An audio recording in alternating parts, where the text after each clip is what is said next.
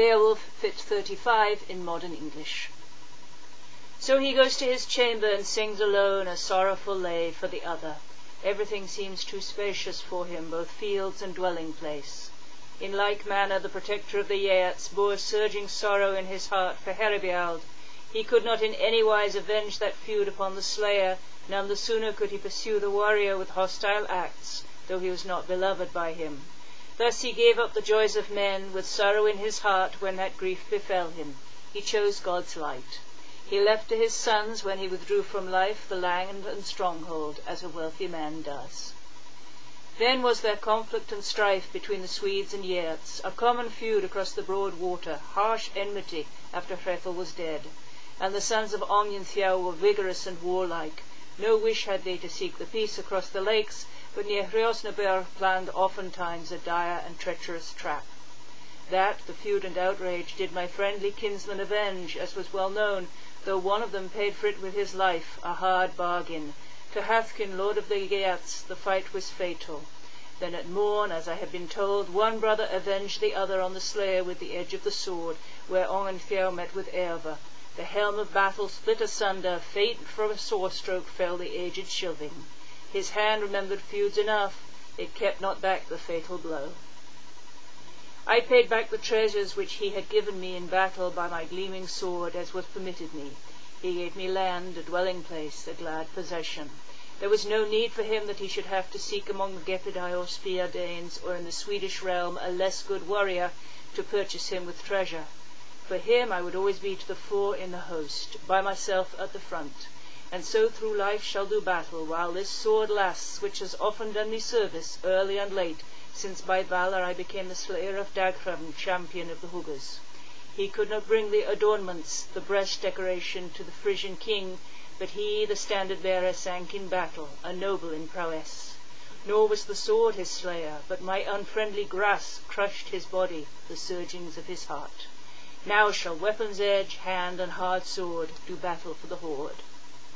Beowulf discoursed, spoke a last time with words of boasting. I ventured on many battles in my younger days. Once more will I, the aged guardian of the people, seek combat and get renown, if the evil ravager will meet me outside his earthy vault. Then he addressed all of the men, brave under their helmets, his close companions, for the last time. I would not bear a sword or weapon against the serpent, if I knew how else I might come to grips with the monster in such manner as to fulfill my boast, as I did aforetime against Grendel. But there I look for hot destructive fire, for blast and venom.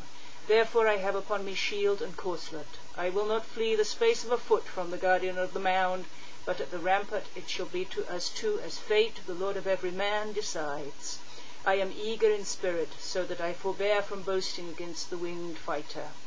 Watch on the barrow, ye warriors in your armour, defended by coats of mail. Which of us two can endure wounds best after the desperate onslaught? That is not your affair, nor a possibility for any man, save for me alone, to put forth his power against the monster and do heroic deeds. By my valour I will win gold, or war, the dread destroyer of life, shall carry off your lord. Then rose the doughty champion by his shield. Bold under his helmet, he went clad in his war-corslet to beneath the rocky cliffs, and trusted to his own strength. Not such is the coward's way. Then he, who, excellent in virtues, had lived through many wars, the tumult of battles, when armies dashed together, saw by the rampart a rocky arch, whence burst a stream out from the mound. Hot was the welling of the flood with deadly fire. He could not any while endure unscorched the hollow near the hoard, by reason of the dragon's flame. Then did the chieftain of the Geats in his rage let a cry burst forth from his breast. Stout-heartedly he stormed, his voice, distinct in battle, went ringing under the grey rock.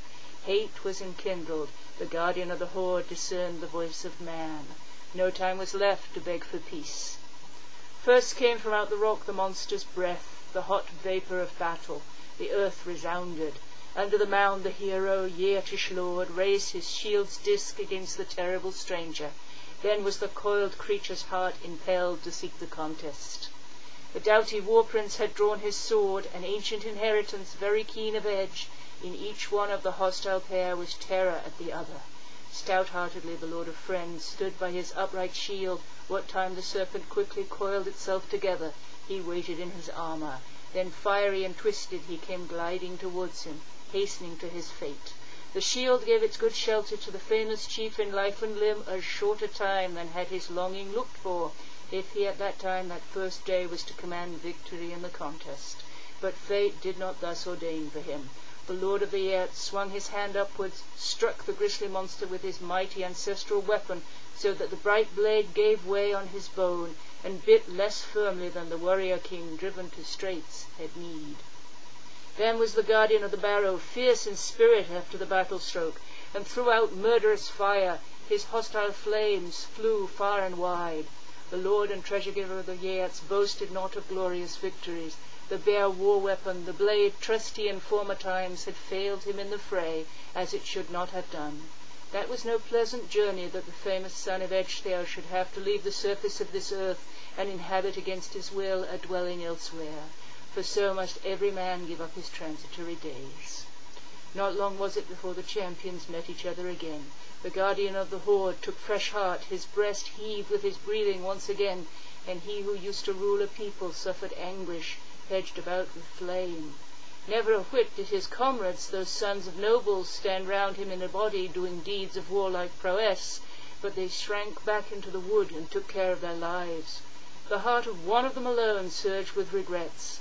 In him who is right-thinking, nothing can ever set aside the claims of kinship.